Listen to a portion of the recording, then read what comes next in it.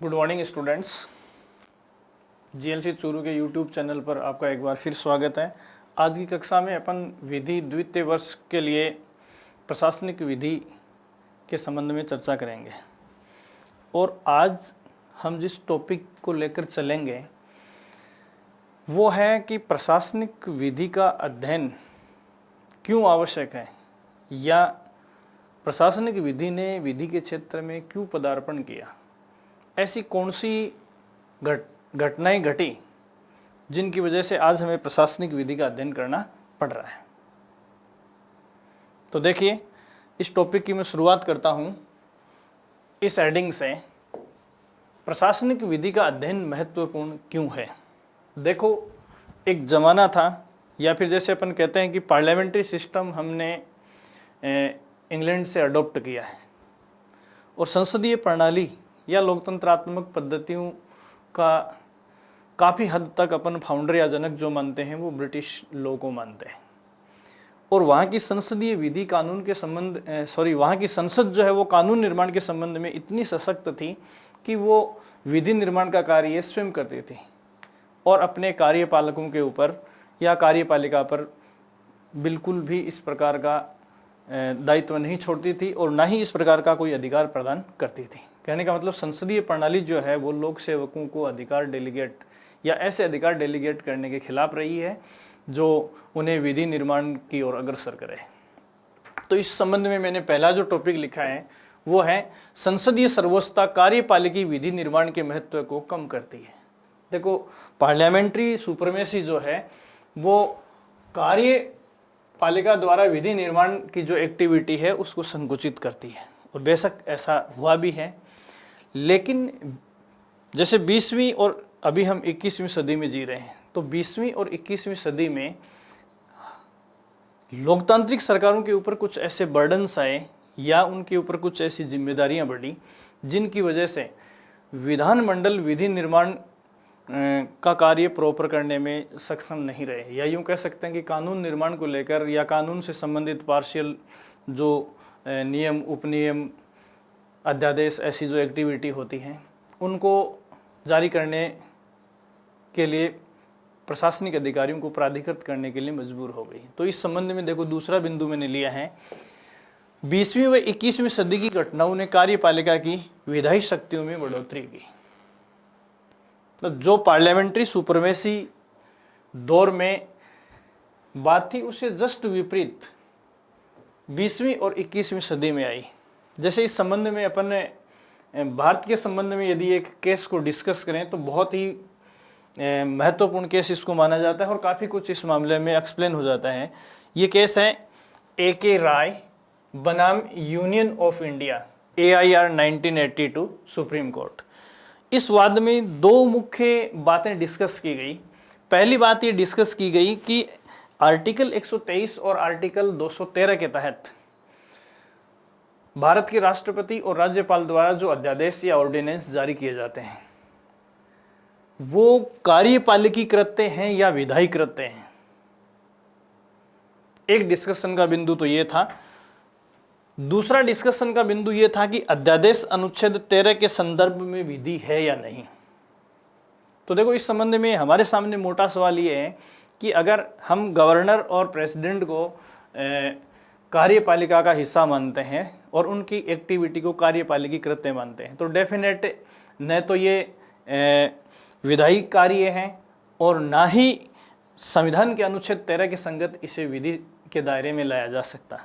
लेकिन इस वाद में जो गहन बहस हुई और उसके बाद जो डिसीजन दिया गया उसकी अभी अपन चर्चा करेंगे। तो कहने का मतलब ये कि AK राय बनाम यूनियन ऑफ इंडिया के मामले में दो महत्वपूर्ण जो सवाल अपन चर्चित करते हैं। पहला है अनुच्छेद 123 और अनुच्छेद 213 के तहत राष्ट्रपति और राज्यपाल द्वारा जारी किए जाने वाले अध्यादेश कार्यपालिकी शक्ति में आते हैं या विधायी शक्ति में। तो इस सवाल का जजमेंट उच्चतम न्यायालय ने देते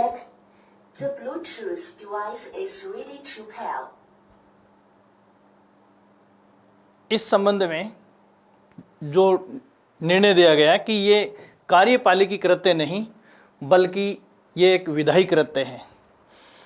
इसलिए दूसरे सवाल का जो जवाब है वो ऑटोमेटिक अपने को मिल जाता है कि अगर ये विधायी कृत्य है, इसका मतलब ये है कि राष्ट्रपति और राज्यपाल द्वारा जारी किए गए अध्यादेश जो हैं वो अनुच्छेद 13 की परिधि में आते हैं, या यूं कह सकते हैं कि ये अपने आप में लॉ है, विधि है। तो इस प्रकार देखो ये केस हमने डिस्कस किया, इसके बाद हम ये कह सकते हैं कि कार्यपालिका द्वारा लिए गए निर्णय भी विधि की परिभाषा में आते हैं। तो कुल मिलाकर हम ये कहते हैं कि विधियां वही नहीं हैं जो विधायिका द्वारा निर्मित की जाती हैं, अपितु विधियां वो भी हैं जो कार्यपालिका द्वारा निर्मित की जाती हैं। तो ये है महत्वपूर्ण जो कारण कि क्यों महत्वपूर्ण है। तो धीरे धीरे देखो लोकतांत्रिक सरकारों पर या लोक कल्याणकारी में प्रशासी राज्य के ऊपर दायित्व बढ़ते गए। विधानमंडल इन दायित्वों की पूर्ति के लिए जो मांगे हैं उनको पूरी करने में सफल नहीं हुए, इसलिए धीरे धीरे विधानमंडलों को लिबरल होना पड़ा और अपने विधि निर्माण की शक्ति को कार्यपालिका को डेलीगेट करना पड़ा। अब जब कार्यपालिका को डेलीगेट करना पड़ा अपने विधि निर्माण की शक्ति को, तो इस संबंध में हमारे सामने फिर दो प्रकार की बातें होती हैं। ये डेलीगेशन जो है उस संबंध में दो शब्द जो हमें समझने हैं, एक है विकेंद्रीकरण डिसेंट्रलाइजेशन और दूसरा शब्द है डेलीगेशन, जिसकी चर्चा अपन निम्न बिंदुओं में करेंगे।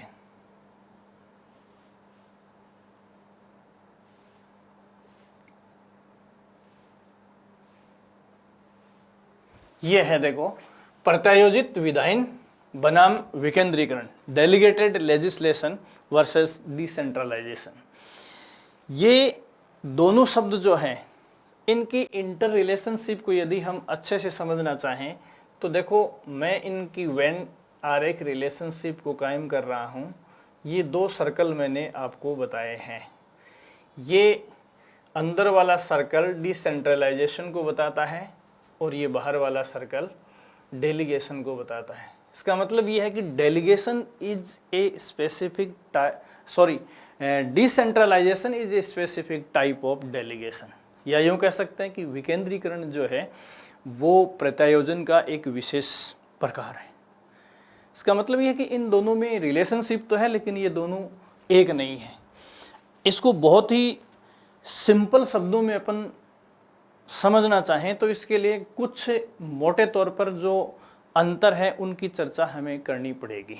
तो देखो यहाँ विकेंद्रीकरण और प्रत्यायोजन में अंतर करने के लिए हमारे सामने पहला बिंदु है विकेंद्रीकरण प्रत्यायोजन का एक रूप है।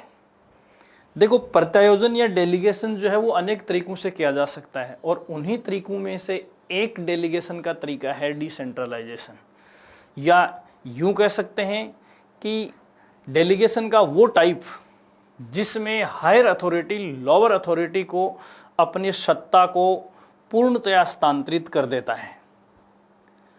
और एक बार अगर किसी सत्ता का या किसी अधिकार का विकेंद्रीकरण के शीर्षक में हस्तांतरण कर दिया गया है तो उसके बाद डेलीगेटर जो है वो डेलीगेटी से अपनी सत्ता को रिवोकेट नहीं कर सकता।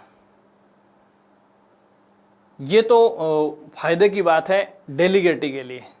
इससे रिवर्स बात इसमें क्या होती है कि एक बार यदि किसी अथॉरिटी या राइट का डिसेंट्रलाइजेशन कर दिया जाता है तो उस संबंध में डेलीगेटर की कोई जिम्मेदारी नहीं रह जाती। कहने का मतलब ये है कि डिसेंट्रलाइजेशन के बाद हस्तांतरित किए गए मुद्दे पर डेलीगेटर को किसी भी तरीके से जिम्मेदार नहीं ठहराया जा सकता और इसके संबंध में वो समस्त जिम्मेदारियां डेलीगेटी के ऊपर चली जाती हैं जो हस्तांतरण से पहले डेलीगेटर के ऊपर होती है। तो पहली बात कि विकेंद्रीकरण जो है प्रत्यायोजन का एक ऐसा रूप है जिसमें सत्ता को डेलीगेटर द्वारा डेलीगेटी को अंतिम रूप से हस्तांतरित कर दिया जाता है। सारी जिम्मेदारियां डेलीगेटी पे चली जाती हैं और डेलीगेटर को उसके पश्चात किसी भी तरीके से उत्तरदायी नहीं ठहराया जा सकता। दूसरा बिंदु जो है देखो उच्च से निम्न की ओर, निम्न से उच्च की ओर, समकक्षों के बीच, इन सभी स्थितियों में प्रत्यायोजन जो है वो संभव है। लेकिन डिसेंट्रलाइजेशन जो है वो हमेशा हायर अथॉरिटी से लोअर अथॉरिटी की ओर होता है। कहने का मतलब एक ऐसा डेलीगेशन ही डिसेंट्रलाइजेशन हो सकता है जिसमें सत्ता का हस्तांतरण ऊपर से नीचे की ओर हो। ये दूसरा अंतर इसमें देखते हैं। तीसरी बात देखो, मूल सत्ता प्रत्यायोजक के पास अगर नहीं रही तो ये डिसेंट्रलाइजेशन है, और मूल या अंतिम सत्ता या अंतिम अथॉरिटी यदि प्रत्यायोजक में बनी है, डेलीगेटर में बनी है, तो ये प्रत्यायोजन कहलाएगा। तो देखो इन दोनों में अंतर अपन जो है मूल सत्ता या अंतिम सत्ता के हस्तांतरण से भी कर सकते हैं। इनमें अंतर का चौथा जो आधार है वो है मूल या अंतिम सत्ता की वापसी की जा सकती है या नहीं। तो देखो डिसेंट्रलाइजेशन में अभी मैंने आपको बताया कि अंतिम सत्ता एक बार डेलीगेटी के पास चली जाती है तो डेलीगेटर उसे रिवोकेट नहीं कर सकता। कहने का मतलब है कि वो सत्ता हमेशा के लिए डेलीगेटी के पास हस्तांतरित तो हो जाती है, और यदि इसे वापस लिया जा सकता है तो वो डिसेंट्रलाइजेशन नहीं बल्कि डेलीगेशन है। कहने का मतलब डेलीगेशन में डेलीगेटर तत्कालीन परिस्थितियों में किसी उद्देश्य विशेष की पूर्ति के लिए अपनी सत्ता या राइट का हस्तांतरण करता है, और उस उद्देश्य की प्राप्ति के बाद या उससे पहले भी कभी भी अपनी सत्ता या राइट को रिवोकेट कर सकता है। यह है चौथी बात। पांचवी बात जो है प्रत्यायोजक की प्रत्यायोजी के परीक्षण की जिम्मेदारी। देखो जैसे अभी मैंने आपको बताया कि डिसेंट्रलाइजेशन जो है वो भी अपने आप में एक डेलीगेशन का ही टाइप है, और इसका मतलब ये है कि जिस प्रकार प्रत्यायोजन में अपन डेलीगेटर और डेलीगेटी दो पक्षों की बात करते हैं, ठीक इसी प्रकार हम डिसेंट्रलाइजेशन में भी डेलीगेटी और डेलीगेटर की बात करेंगे। अब इन दोनों में अंतर क्या है? तो डेलीगेटर डेलीगेटी को राइट या अथॉरिटी का हस्तांतरण करेगा, तो हस्तांतरण से पहले डेलीगेटी की स्थिति, चाहे वो किस मानसिक, शारीरिक, सामाजिक किसी भी प्रकार की स्थिति या उसकी योग्यता का परीक्षण करने की जिम्मेदारी अगर हम प्रत्यायोजन कर रहे हैं तो डेलीगेटर की होगी, और यदि हम डिसेंट्रलाइजेशन कर रहे हैं तो इन सभी कसौटियों पर उसे खर्रा पाने या उसका परीक्षण करने की ज़रूरत डेलीगेटर को नहीं है। कहने का मतलब ये है कि डेलीगेशन एक ऐसी प्रक्रिया है या सत्ता और अधिकार का ऐसा हस्तांतरण है जिसमें हस्तांतरणकर्ता उस व्यक्ति के बारे में समस्त जानकारी जुटाएगा जो उसकी शक्तियों का उपयोग करेगा, कहीं दुरुपयोग तो नहीं करेगा, जबकि विकेंद्रीकरण में ऐसा करने की को ज़रूरत नहीं होती है। एक जैसे यहाँ अभी अपने सामने जो ये स्थिति बनी है, सत्ता शब्द या अथॉरिटी हमारे सामने आया है, तो इसके साथ एक शब्द और आता है शक्ति। तो देखो ये शब्द भी आपको इस चैप्टर को एक्सप्लेन करने में बहुत ही मददगार होगा। एक्चुअल में इन दोनों शब्दों में अंतर है। कई बार क्या होता है कि अपन बुक्स में देखते हैं सत्ता और शक्ति दोनों एक दूसरे की जगह रखे हुए मिल सकते हैं, या सामान्यतः इनको हम एक दूसरे का सिनोनिम मान सकते हैं, बल्कि एक्चुअल में ये दोनों एक नहीं है। यहाँ महत्वपूर्ण बात ये है कि सत्ता जो है वो इच्छा को धारण करती है। सत्ता जो इच्छा को धारण करती है, और शक्ति में इच्छा का अभाव होता है। इच्छा का अभाव होता है। देखिए कहने का मतलब यह है कि जहां हम लोकतांत्रिक राज्य में शासन और प्रशासन की कड़ी में सत्ता शब्द की बात करते हैं, इसका मतलब जिस आदमी के ऊपर हम उसको अप्लाई करने जा रहे हैं उसकी रजामंदी या उसकी इच्छा हमारे साथ है, जबकि शक्ति जो है वो सब्जेक्ट की इच्छा के विरुद्ध उसके ऊपर थोपी जाती है।